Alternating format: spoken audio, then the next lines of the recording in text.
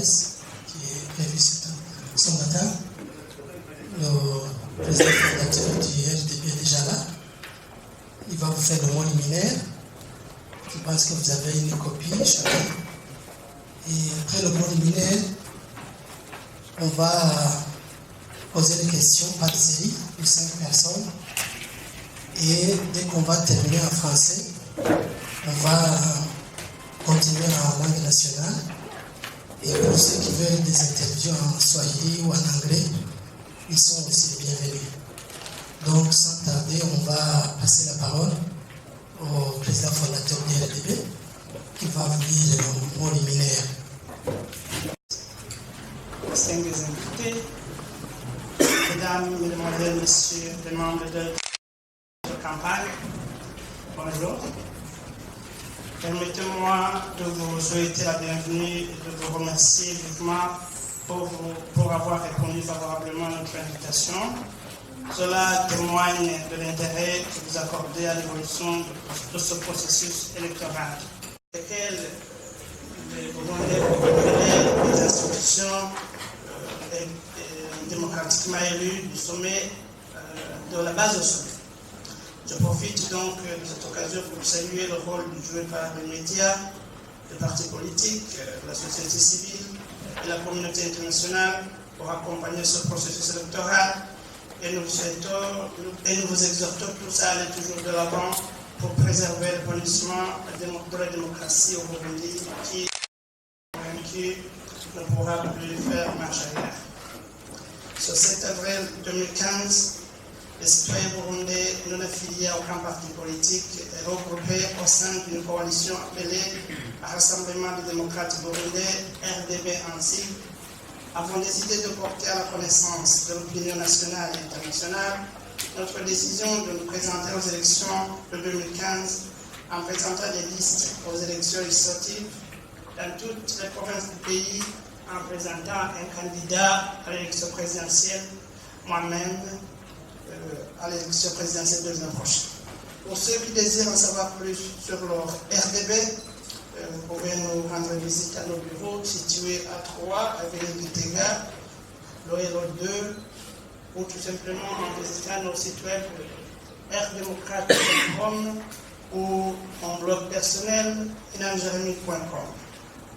Notre décision de nous présenter aux élections prochaines a été motivée par notre analyse objective de la situation politique, économique et sociale qui traverse le Burundi. Les situations déplorables dans tous les aspects de la vie du pays à cause de la mauvaise gouvernance chronique qui frappe le Burundi depuis son indépendance. Notre pays enregistre le plus haut niveau de faim en Afrique saharienne et en Afrique de l'Est. Et figure parmi les pays les plus pauvres de la planète, avec une grande majorité de la population vivant en dessous du seuil de pauvreté, et figure parmi les pays les plus corrompus de la planète. L'industrie y est absente, nos matières premières sont exploitées d'une façon mafieuse, et nos agriculteurs n'arrivent plus à vivre de leur travail. Le coût de la vie augmente.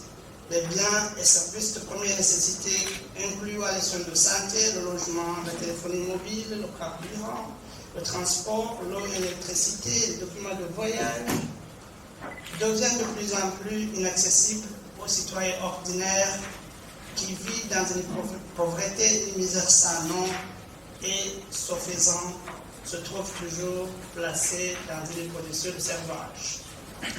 Les fonctionnaires de rang inférieur sont stigmatisés, les injustices et les inégalités sociales augmentent farouchement dans ce pays. La corruption, l'augmentation du train de vie de nos dirigeants et la multiplication des institutions et programmes inutiles coûtent à l'État du Burundi des centaines de milliards de nos francs qui devraient être utilisés pour relever le niveau de vie du citoyen ordinaire. Le pays ne dispose presque pas d'infrastructures publiques et même le peu d'infrastructures publiques que nous avons sont en véritable ruine. Ce manque d'infrastructures publiques coûte à l'État du Burundi plusieurs milliards de francs burundais dans la location des bâtiments administratifs chaque année. Partout, l'insécurité gagne du terrain et les libertés publiques sont bafouées. La presse et les médias privés, l'opposition publique et la société civile sont empêchés de fonctionner. La justice burundaise est souvent malmenée par les détenteurs du pouvoir. Les violations des droits de l'homme ont atteint un niveau hors corps. L'économie burundaise est en véritable ruine. Les soins de santé, l'éducation deviennent de plus en plus le privilège d'une minorité bourgeoise qui gouverne.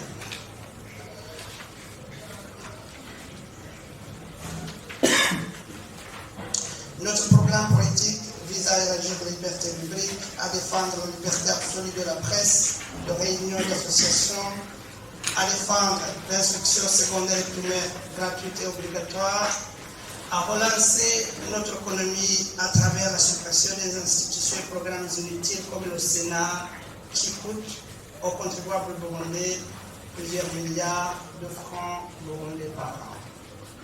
Le grand pilier de notre projet de société pour les élections de 2015 soit les suivants. 1. Nous voulons proposer aux Burundais de nouvelles institutions, une nouvelle constitution qui garantira une démocratie libérale pluraliste, c'est-à-dire garantissant la séparation des pouvoirs, le respect de l'opposition, l'acceptation de la diversité des idées et des opinions, la garantie des élections libres et certaines, le respect des droits fondamentaux des citoyens. Numéro 2, nous voulons refonder l'école et l'université pour ouvrir les robinets de l'éducation à tous les Burundais. Numéro 3, nous voulons notre système de santé pour en faire une santé pour tous les Burundais.